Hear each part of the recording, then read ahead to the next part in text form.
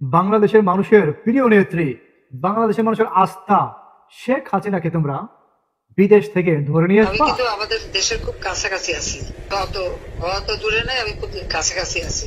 জি আপা। আমি চট করে ঢুকে পড়তে পারি। বন্ধুরা আসসালামু আলাইকুম, সবাই কেমন আছেন? আশা করি সবাই ভালো আছেন। আপনারা ইদানিং ফেসবুকে, ইউটিউবে, টিভি নিউজে বিভিন্ন ধরনের সংবাদ শুনতেছেন।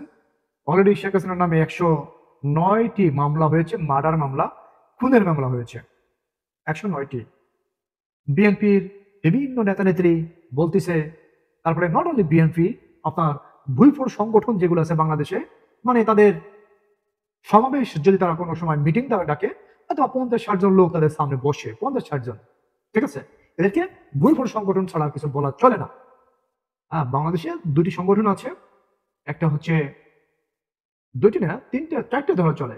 একটা বিএনপি, একটা আওয়ামী লীগ, আর একটা হচ্ছে এপাশে জামাত আছে, আর একটা জাতীয় পার্টি আছে। চারটে সংগঠন ধরা চলে বাংলাদেশের মধ্যে আর কি। আর যত যারা আছে ওই সাকি নাকি, তারপরে ওই যে আরেকজন মান্না, হ্যাঁ, আরেকজন আছে যে নুরু, হ্যাঁ, বইফোর সংগঠন আর কি। এরা মনে করেন সমাবেশ ডাকলে দেখা দেখি যে 50-60 জন মানুষ তাদের সামনে হয় আর কি, 50 থেকে 60 জন, তার বেশি আর হয় না। তার বেশি যদি হতে হয় তাহলে টোকাই ধরে নিয়ে আসতে হয় রাস্তা থেকে, ঠিক আছে। এরাও বলতেছে মাননীয় প্রধানমন্ত্রীকে বিদেশ থেকে ধরে নিয়ে আসবে, পালিয়ে চলে গেছে। ভাই শোনেন, রাজনীতি আপনারাও করেন, রাজনীতি কিন্তু আপনারাও করেন, হ্যাঁ। একটা ফোর্সের সামনে একজন লোক বা 10 জন লোক, একটা ফোর্স, দেশীয় একটা ফোর্সের সামনে, হ্যাঁ, ও কিছুই না, যতই রাজনীতিবিদ করুক আর না করুক। মনে করেন আপনাকে যদি এই ধরে রাখে, বন্দুক ধরে রাখে আপনার মুখের সামনে, যদি বলে যে আপনার এই করতে হবে, আপনি না করে কোথায় যাবেন? রাজনীতি করেন, আপনারা দায়িত্ব নিয়ে কথাবার্তা বলবেন, ঠিক আছে।